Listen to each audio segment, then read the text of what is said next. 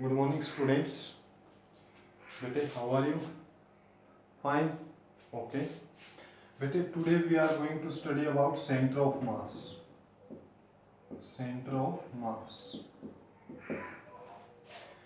Centre of मास बेटे बड़ा ही important topic है. ठीक है. सेंटर ऑफ मास क्या होता है? जैसे हमारा ये एक ऑब्जेक्ट है, ये एक ऑब्जेक्ट है. इस ऑब्जेक्ट का हम एक ऐसा पॉइंट मानते हैं जहां पर हम ये मानते हैं कि उसके ऊपर अगर फोर्स लगाएं तो ये कंप्लीट बॉडी जो है मूव करने लगेगी. ये कंप्लीट बॉडी जो है मूव करने लगेगी. ट्रांसलेशनल मोशन होगा. कैसा मोशन होगा इसके अंदर? ट्रांसलेशनल मोशन यहाँ पर होने वाला है. ठीक है.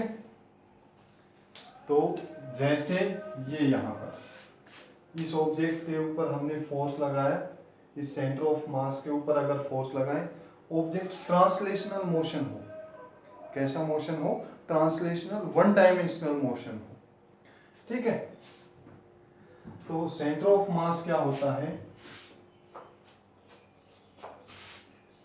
It is the centre of mass of a body.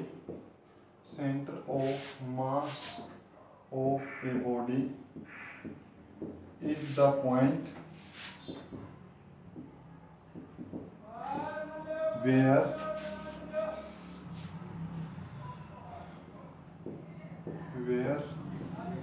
whole mass of the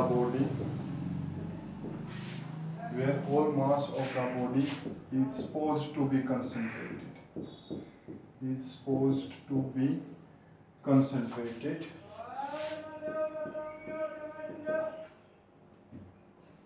Concentrated for describing its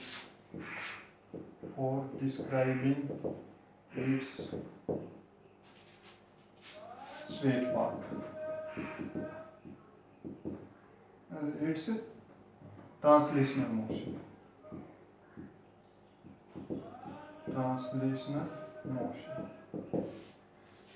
ये ऑब्जेक्ट का या ये किसी भी बॉडी का वो पॉइंट होता है जिस पॉइंट के ऊपर हम अगर फोर्स लगाएं, उस पॉइंट के ऊपर फोर्स लगाएं और वो पॉइंट ट्रांसलेशनल मोशन हो जाए. उस ऑब्जेक्ट के अंदर कैसा मोशन हो जाए? ट्रांसलेशनल मोशन हो जाए. उसको हम कहते हैं centre of mass. That is known as centre of mass. जैसे बेटे मैं आपको प्रैक्टिकली दिखाता हूँ. ये एक ऑब्जेक्ट है. इस ऑब्जेक्ट के ऊपर मैंने ये फोर्स लगाया, मैंने फोर्स लगाया बेटे, ये यहाँ से साइड में हो गया. ट्रांसलेशन मोशन नहीं हुआ. अगर मैं इसी के ऊपर ये बिल्कुल इसके सेंटर में फोर्स लगाता, तो ये देखो सीधा जा रहा है या नहीं जा रहा? ट्रांसलेशनल मोशन हुआ. ठीक है. तो ये एक ऐसा पॉइंट होता है जहां पर कंप्लीट बॉडी का मास हम मान लेते हैं जो न्यूटन लॉ को फॉलो करे. जैसे force is equal to mass into acceleration. ये हमारे पास एक ऑब्जेक्ट है जिसका m मास है और इसमें a एक्सेलरेशन हो रही है. ये a एक्सेलरेशन किस पार्टिकल की है? बहुत सारे पार्टिकल हैं. कौन से पार्टिकल की ये एक्सेलरेशन है? यहाँ पर जो एक्सेलरेशन हम लेते हैं ना, ये एक्सेलरेशन किसकी है? सेंटर ऑफ मास की एक्सेलरेशन है ये. इसी तरह से linear momentum P is equal to mv. ये ऑब्जेक्ट था, इसके पार्टिकल्स जो है v वेलोसिटी से जा रहे हैं. ठीक है. या आप ऐसे देखो, एक ऑब्जेक्ट या एक टायर है, ये टायर घूम रहा है, इसमें एंगुलर वेलोसिटी ओमेगा. ये पार्टिकल इधर जा रहा है, एंगुलर वेलोसिटी ओमेगा. ये सेंट्रल पार्ट आगे भी बढ़ रहा है. ठीक है. रोल हो रहा है. ये पार्टिकल आगे बढ़ रहा है. तो किस पार्टिकल का हम लेंगे, कौन सी वेलोसिटी लेते हैं? इस टाइम पे जो वेलोसिटी होती है बेटे, वो किसकी होती है? सेंटर ऑफ मास की. किसकी वेलोसिटी होती है? ये सेंटर ऑफ मास की. तो यहाँ पर न्यूटन लॉ को जो भी अगली फॉर्मूले हमारे होते हैं वो हम एक पॉइंट मास के ऊपर लगाते हैं. किसके ऊपर लगाते हैं? वो हम पॉइंट मास के ऊपर लगा सकते हैं। ठीक है, या फिर हम इसकी दूसरी डेफिनेशन यहाँ पर लिखना चाहें तो स्टूडेंट्स कैसे लिख सकते हैं,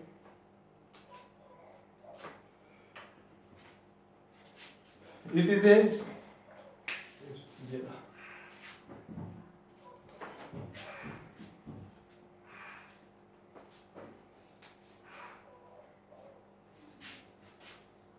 और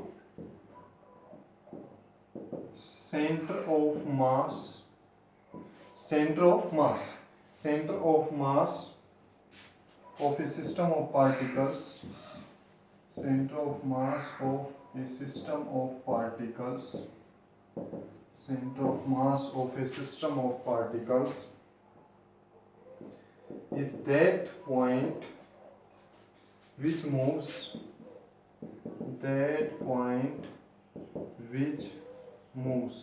वो पॉइंट जो मूव करेगा। ठीक है, that point which moves in the same way,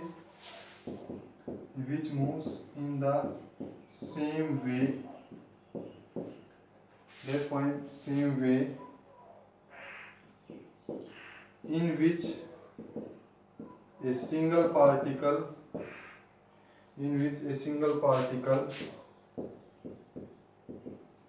having total mass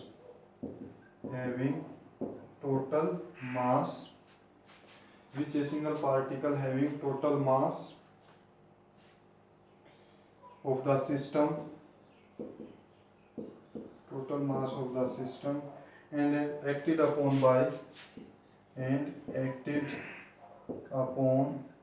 by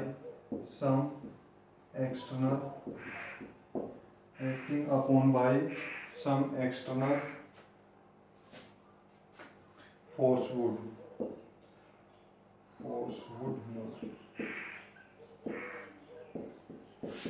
definition को समझो, ये डेफिनेशन ये कह रही है कि सेंटर ऑफ मास वो पॉइंट होता है कि हमारे पास एक सिस्टम है, ये सिस्टम थे, इसके ये छोटे छोटे पार्टिकल्स थे, ये अलग अलग पार्टिकल्स थे, हमने फोर्स लगाया और ये एक स्ट्रेट लाइन में मूव कर गया, फोर्स लगाया और किस में मूव कर गया, स्ट्रेट लाइन में।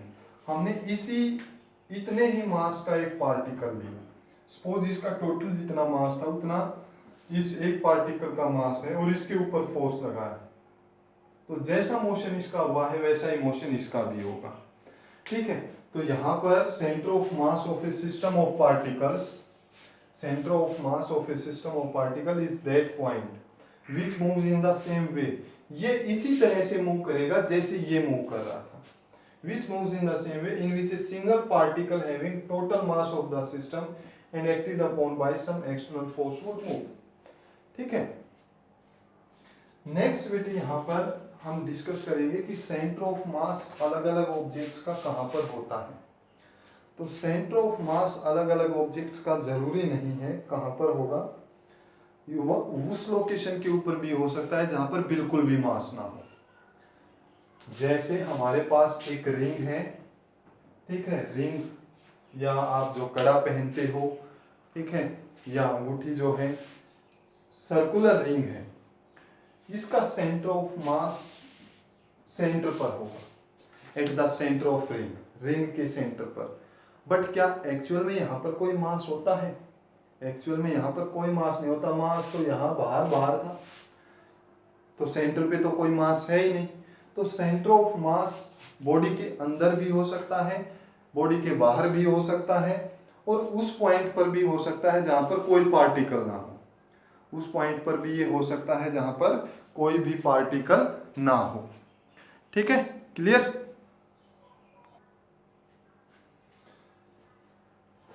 तो बेटे इस कंसेप्ट से हम जो है बहुत सारे फिजिक्स की प्रॉब्लम्स को सॉल्व कर सकते हैं। जैसे ध्यान से समझना, मैंने इस मार्कर को ये ऐसे थ्रो करते हुए आगे जा रहा है, मैंने इसको ऐसे घुमाया, ये ऐसे जा रहा है, ठीक है, ये यहाँ से ऐसे करते हुए जा रहा है, ऐसे करते हुए ये जा रहा है, जैसे ये। इसके पार्टिकल्स कौन से मोशन में थे? आप इसको नहीं बता सकते। ये पार्टिकल घूम रहा है, ठीक है, ये पार्टिकल घूमने के साथ साथ आगे भी जा रहा है।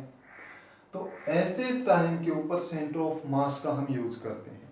किस ऑब्जेक्ट का सेंटर ऑफ मास, जब आप इसके देखो, मैंने इसको घुमाया, सेंटर ऑफ मास एक प्रोजेक्टाइल पाथ के ऊपर जा रहा था। सेंटर ऑफ मास किस पाथ के ऊपर जा रहा है? प्रोजेक्टाइल पाथ के ऊपर जा रहा है, ठीक है। सेंटर ऑफ मास सपोज ये मार्कर हमारा यहाँ पर था, ये घूमता, देखो इस पॉइंट को देखो, ये पॉइंट एक स्ट्रेट लाइन में जा रहा है या नहीं जा रहा, ये पॉइंट स्ट्रेट लाइन में जा रहा है। तो इस तरह के मोशंस को हम, जब एक सिंगल फोर्स लगा हो पार्टिकल के ऊपर और वो रोटेशन करे, तो इस तरह के मोशंस को हम किस से रिप्रेजेंट करते हैं? सेंटर ऑफ मास से रिप्रेजेंट करते हैं। इस टाइम पे जो हमारा सेंटर ऑफ मास है वो एक स्ट्रेट लाइन में जा रहा है। सेंटर ऑफ मास किधर जा रहा है? स्ट्रेट लाइन में जा रहा है, स्ट्रेट पाथ के ऊपर जा रहा है। क्लियर है डियर स्टूडेंट्स? बेटे आया समझ में? सेंटर ऑफ मास जो है स्ट्रेट लाइन के ऊपर जाएगा। दूसरा एग्जांपल आप देख सकते हो, आपके पास एक बॉल है और आप उसको ऐसे स्पिन करवा रहे हो, उसके एक पार्टिकल को देखो, वो ऐसे घूम रहा है और वो ऊपर भी जा रहा है। आपने ऐसे स्पिन करा के ऊपर की तरफ फेंका, वो घूम भी रही है और वो ऊपर भी जा रही है, बट उसका सेंटर ऑफ मास किधर जा रहा है? स्ट्रेट लाइन में जा रहा है, अपवर्ड।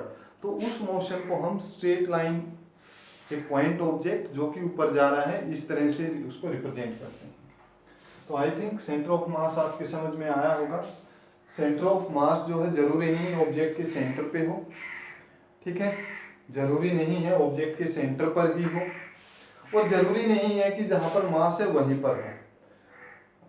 अलग अलग कंडीशंस हैं, हम इसको अलग अलग कंडीशंस को यहाँ पर स्टडी करेंगे। तो हम सबसे पहले फाइंड आउट करते हैं बेटे, आज हम थ्योरी करेंगे, कल न्यूमेरिकल्स करेंगे। तो आई थिंक समझ में आया होगा सेंटर ऑफ मास।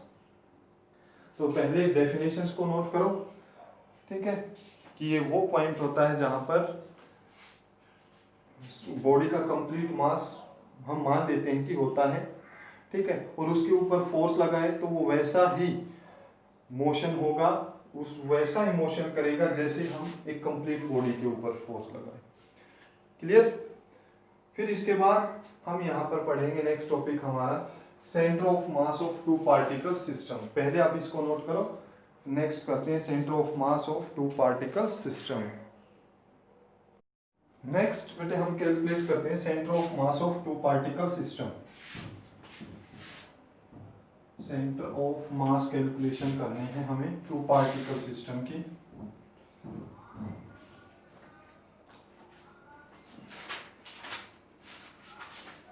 देखो, centre of mass of two particle system.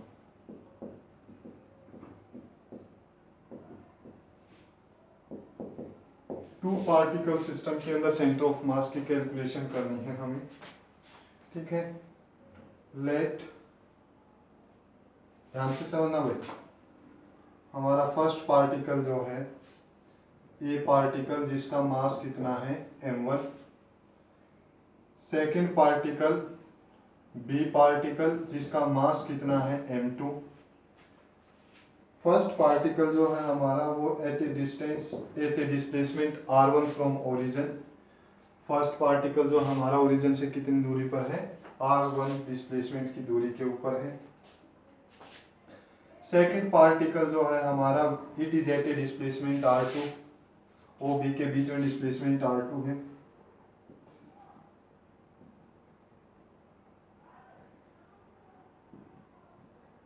Let this is our center of mass. Point C is the center of mass. बेटे ये चीज ध्यान रखना कि centre of mass two particle system अगर है, टू पार्टिकल सिस्टम के अंदर सेंटर ऑफ मास हमेशा कहाँ पर रहेगा? Centre of mass two particle system में रहेगा बेटे हमारा line joining the two particles. दोनों पार्टिकल्स को जो लाइन ज्वाइन करने जा रही है उसके सेंटर के ऊपर यहाँ पर ये रहने वाला है, ठीक है। तो सबसे पहले हम डिस्कस करते हैं क्या क्या गिवन है। Let it is at a displacement r, कितनी डिस्प्लेसमेंट है इसकी r from the origin, origin से डिस्प्लेसमेंट कितनी रहेगी r डिस्प्लेसमेंट। लेट देखो क्या क्या है, v1 and v2 be the velocities, v1 और v2 क्या है वेलोसिटी है, v1 and v2 be the velocities of particles m1 and m2। m1 की वेलोसिटी कितनी है v1 और m2 मास की वेलोसिटी कितनी है v2 वेलोसिटी है। इसके बाद वेलोसिटी हमें पता है v is equal to, velocity होती है displacement upon time, displacement upon time. तो डिस्प्लेसमेंट कितनी है फर्स्ट पार्टिकल की dr1 बाय टाइम कितना dt। इसी तरह v2 की जब हम वैल्यू करें तो ये रहेगी dr2 by dt, displacement upon time is velocity. फिर इसके बाद नेक्स्ट हमारे पास है F1, F1 is external force, F1 क्या है हमारे पास एक्सटर्नल फोर्स ऑन M1, बाहर से कोई फोर्स लगाया है, ठीक है, बाहर से क्या फोर्स लगा है, एक्सटर्नल फोर्स M1 पार्टिकल के ऊपर F1 लगा है। और F2 क्या है यहाँ पर, F2 is external force on M2, M2 के ऊपर F2 is external force on M2, M2 particle के ऊपर फोर्स कितना आया है भाई M2 फोर्स आया है, F2 फोर्स किसके ऊपर है M2 के ऊपर है, ठीक है। फिर इसके बाद F12 internal force on A, first internal force on M1 due to M2। एक minute,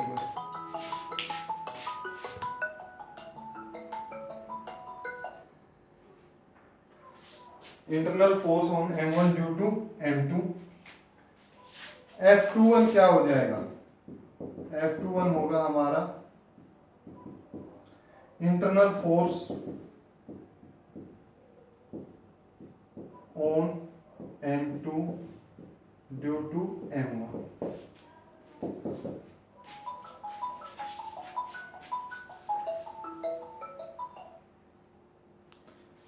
internal force on M2 due to M1, ठीक है। मींस ये इसके ऊपर फोर्स लगा रहा है, इसके ऊपर हमने ये फोर्स लगाया, ये F1 ये F2, F12 force on first due to second, first के ऊपर ये F12 है, ये क्या हो जाएगा F21 force on second due to first, second के ऊपर फोर्स लग रहा है, कौन लगा रहा है फर्स्ट लगा रहा है, F21 internal force of M2 due to M1 on M2, internal force on M2 due to M1, clear. फिर इसके बाद हम लीनियर मोमेंटम कैलकुलेट करते हैं, linear momentum of first particle, linear momentum of M1 जो कि कितना होगा M1 V1, इसी तरह से linear momentum of M2 second particle का लीनियर मोमेंटम कितना हो जाएगा M2 V2। This is our linear momentum. Next change in linear momentum calculate करते हैं हम। Change in linear momentum is directly proportional to force applied according to Newton second law. Newton second law के according क्या है, dp by dt is equal to force, यही है Newton second law के according rate of change of linear momentum is directly proportional to force, ठीक है। इसको एक बार नोट करो। तो फर्स्ट पार्टिकल के ऊपर टोटल कितना फोर्स लगा हुआ है, इसको ये force on first particle, force on M1 के ऊपर कौन कौन से फोर्स लगे हुए हैं? M1 के ऊपर फोर्स लगे हुए हैं, टोटल फोर्स कैलकुलेट कर लेते हैं। Total force on M1 is F1 plus F12 इसी तरह से फोर्स ऑन M2 के ऊपर फोर्स कितना होगा? F2 plus F21। ये एक्सटर्नल फोर्स और ये क्या हो जाएंगे हमारे इंटरनल फोर्स। तो टोटल फोर्स कितना होगा?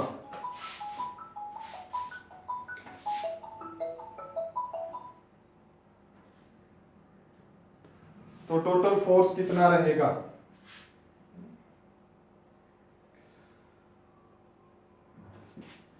ये कर लिया था भाई नोट।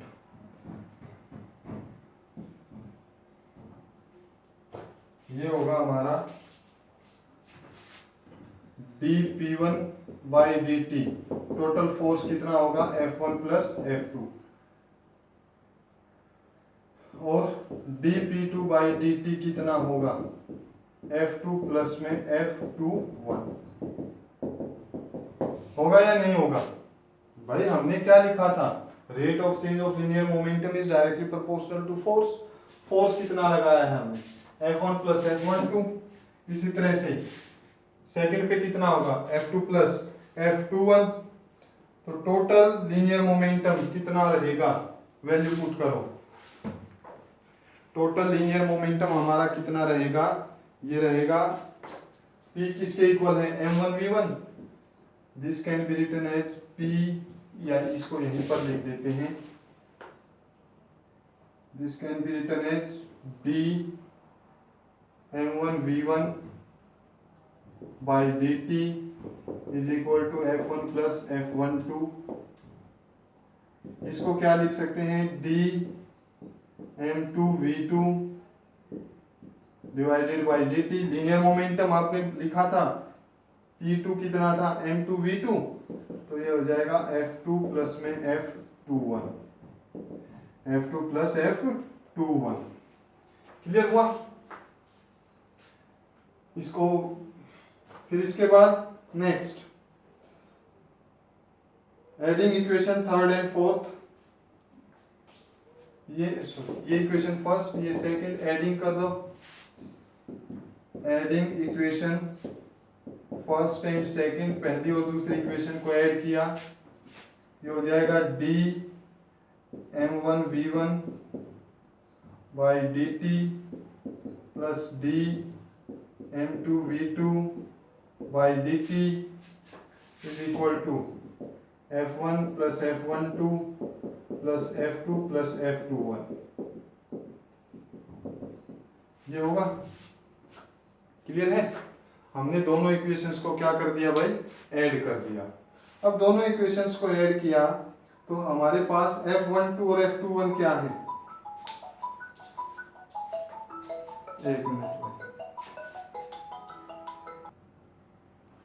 अब F12 किसके इक्वल होता है न्यूटन थर्ड लॉ के अकॉर्डिंग? भाई इसने इसके ऊपर फोर्स लगाया, इसने इसके ऊपर फोर्स लगाया, दोनों आपस में एक दूसरे पे फोर्स लगा रहे हैं, तो वो कैसा फोर्स होगा? इक्वल एंड ऑपोजिट होगा। ठीक है।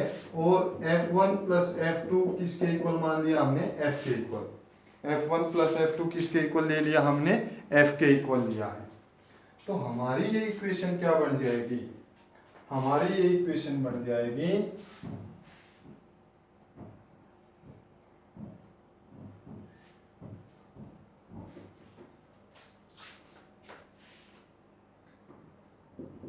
d by dt M1V1 plus d by dt M2V2 is equal to F।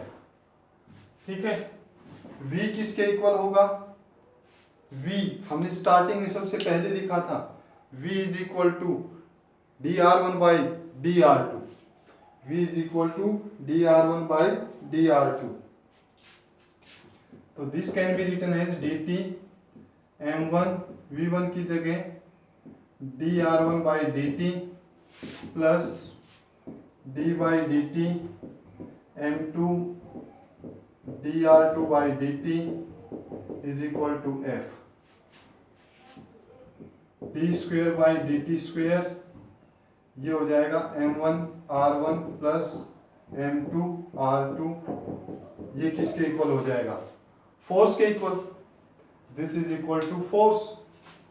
ठीक है, अब यहां पर देखो, यहां से हम क्या कर सकते हैं, यहां से हम इसको m1 और m2 से multiply, divide both sides, divide and multiply by m1 plus m2, m1 plus m2 से हम इसको क्या कर सकते हैं, डिवाइड और मल्टीप्लाई कर सकते हैं। D square by d t square m1 plus m2 m1 r1 plus m2 r2 divided by m1 plus m2 is equal to f। ठीक है बेटे, ये डेरिवेशन हुआ। फोर्स किसके इक्वल होता है? Force is equal to mass into acceleration. Force किसके equal होगा? मास इनटू एक्सेलरेशन के इक्वल होता है। ये तो हमारा मास आ गया टोटल। ये क्या है हमारे पास? देखो, मास तो ये हो गया, इसको हम लिख सकते हैं m1 plus m2 d square by d t square m1 r1 plus में m2 r2 divided by m1 plus m2 is equal to f। तो ये मास हो गया। ये कंप्लीट क्या होगी इसके अकॉर्डिंग? ये एक तरह से क्या होगी? एक्सेलरेशन होगी। और डबल डिफरेंशिएशन है। किसका डबल डिफरेंशिएशन? डिस्प्लेसमेंट का एक बार डिफरेंशिएशन करेंगे वेलोसिटी मिलेगी, फिर दोबारा करेंगे तो क्या मिलेगा हमें? एक्सेलरेशन मिलेगा। तो ये है हमारी डिस्प्लेसमेंट। तो ये है सेंटर ऑफ मास। तो यहां पर सेंटर ऑफ मास कितना आएगा? सेंटर ऑफ मास आएगा टू पार्टिकल्स का m1 r1 plus m2 r2 divided by m1 plus m2।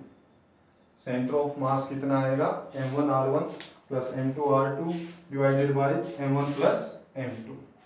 Two particle system के लिए सेंटर ऑफ मास होगा ये m1 r1 m2 r2 m1 plus m2 where r1 and r2 are the position vectors।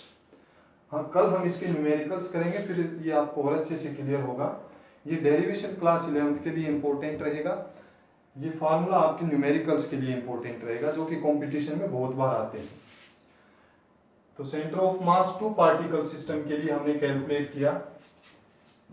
अगर बेटे 3 particle system हो, 4 particle system हो, तो उनका सेंटर ऑफ मास कैसे कैलकुलेट करेंगे? 3 पार्टिकल सिस्टम कुछ नहीं है, हम उसको ड्राइव करने की जरूरत नहीं है।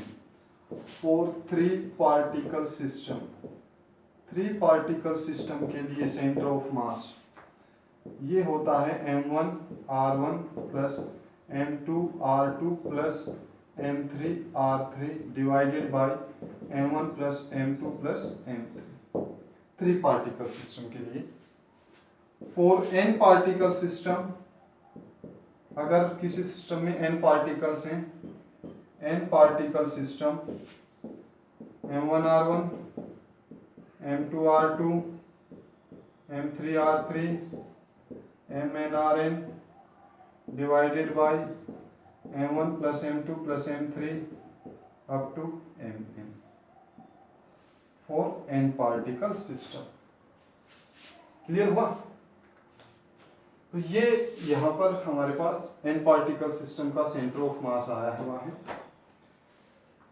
अब इसके बाद पहले तो इसको रिवाइज एक बार नोट करो बेटे, फिर इसके कुछ पॉइंट्स और पढ़ते हैं। तो बेटे यहाँ से जो हमारे कंक्लूजन निकलेंगे वो कंक्लूजन क्या क्या रहेंगे? फर्स्ट कंक्लूजन हमारा ये रहेगा कि सेंटर ऑफ मास जो है वो एक्सटर्नल फोर्सेस के कारण होगा। इंटरनल फोर्स जो थे हमारे, इंटरनल फोर्स कौन कौन से थे? इंटरनल फोर्स थे हमारे F12 और F21। ये इक्वल और अपोजिट थे, ये कैंसिल हो गए थे।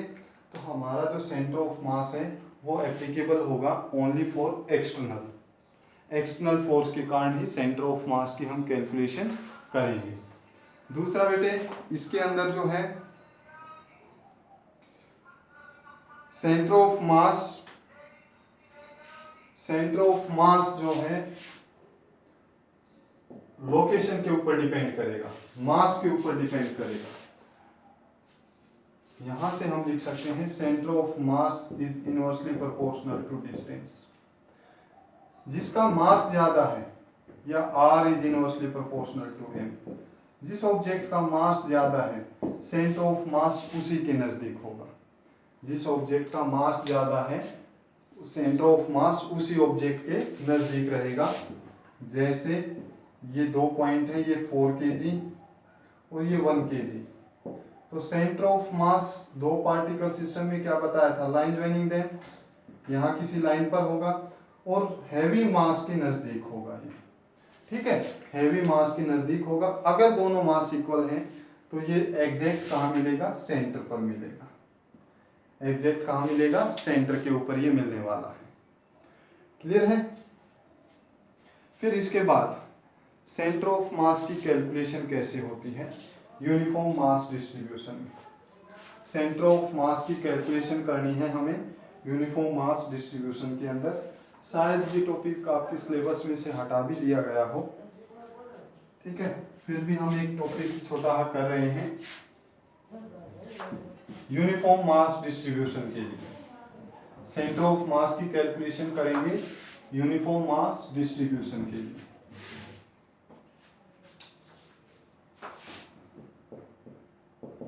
Centre of mass of A rod, thin uniform rod।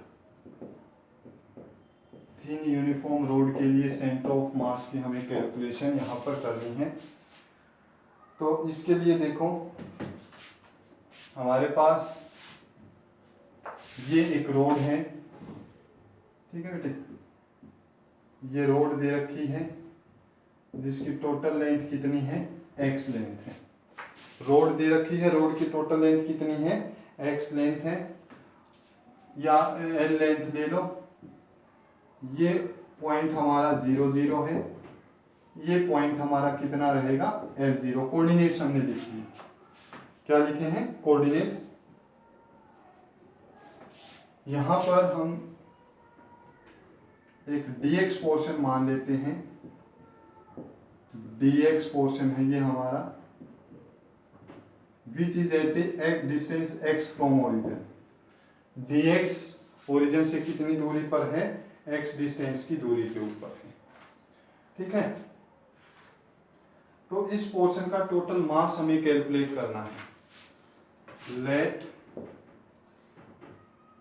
For length L मास कितना था, for length L mass is M। L length के लिए मास कितना, M। If length is 1, if length 1 तो मास कितना होगा, मास विल बी m/l। और लेंथ कितनी ली है हमने, dx। इफ लेंथ dx तो मास कितना होगा, mass will be m/l into dx।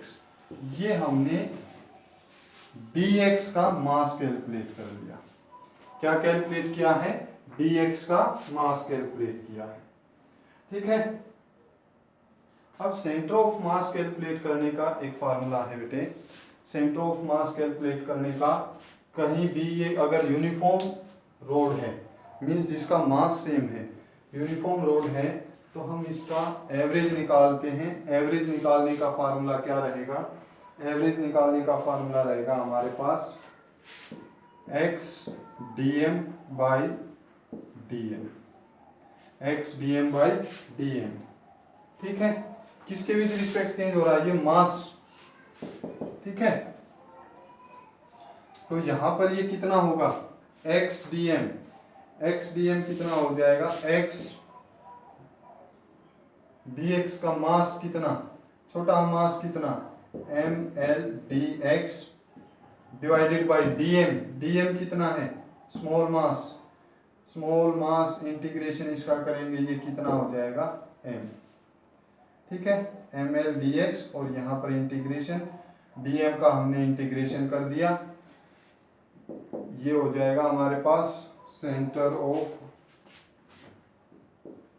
x centre of mass, ये dm का इंटीग्रेशन हम ऑलरेडी कर चुके हैं। तो यहाँ से m/m कैंसिल हो जाएगा, 1/l x² इंटीग्रेशन कर दिया, x dx, इसका इंटीग्रेशन कितना होगा 1/l x²/2, और लिमिट कहाँ से कहाँ तक, 0 से l तक। लिमिट कहाँ से कहाँ रहेंगी बेटे, ये x कहाँ से शुरू होता है, 0 से कहाँ तक जाता है, l तक।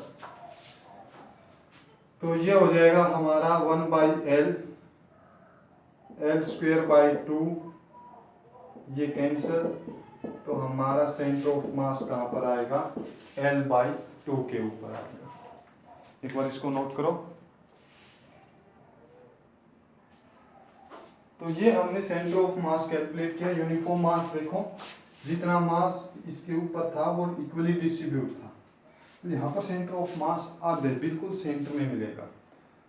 अगर इधर वेट ज्यादा होता तो सेंटर ऑफ मास शिफ्ट हो जाता जिधर वेट ज्यादा है, अगर इधर सेंटर ऑफ मास ज्यादा होता तो वेट इधर शिफ्ट हो जाता।